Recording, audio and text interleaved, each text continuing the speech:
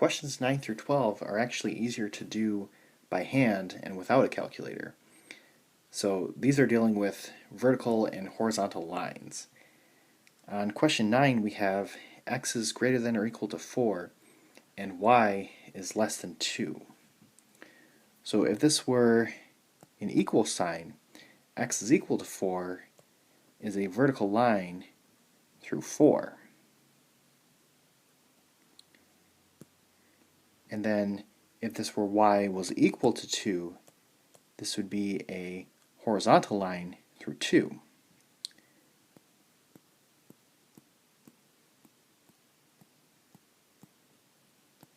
So I made that dashed because this is less than 2, which means it's going to be a dashed line, and x is greater than or equal to 4, which means the vertical line is going to be solid.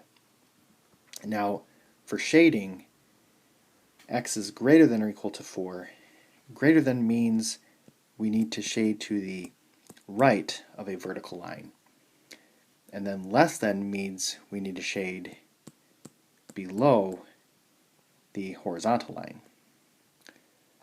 So to the right of the vertical line and below the horizontal line, the intersection of those shadings would be right here. Now, question 10, I'm going to graph the same two lines. However, the shading is going to be different on this. So x is less than or equal to 4. We want to shade to the left.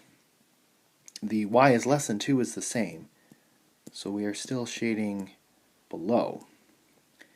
So to the left of the vertical line, but below the horizontal line, would be this region right here.